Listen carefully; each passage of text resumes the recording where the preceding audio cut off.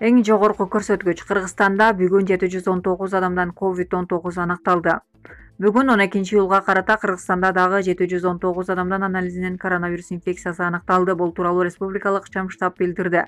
Маалыматка караганда Кыргызстанда коронавирус жуктургандардын жалпы саны 10.629 адамга жетти.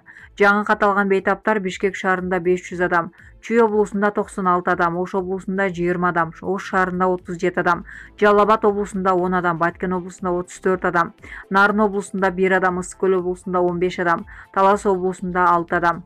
Булак элдик медиа.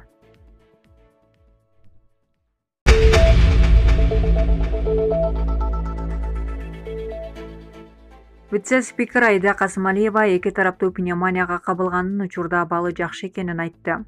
Вице-спикер Аида Касымалиева эки тараптуу пневмония илдети менен күрөшүп жатат.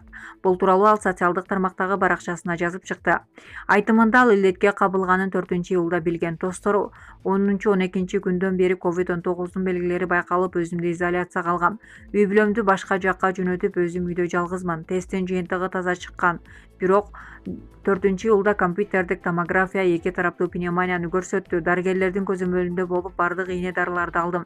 Жакшымын, буюрса сатурация, кандагы кычкылтектин өлчөмү дагы жакшы чыкты. Оору жеңил өттү деп айта албайм, бирок убагында өпкөнү текшерттим.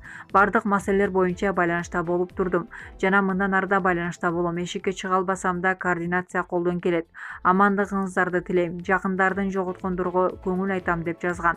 Булак Супер KG.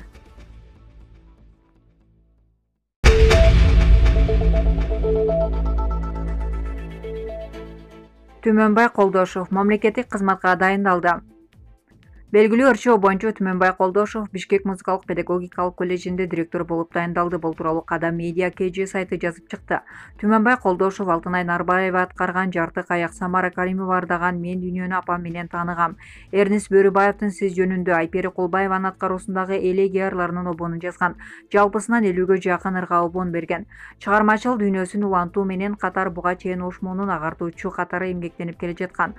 Булак элдик медиа.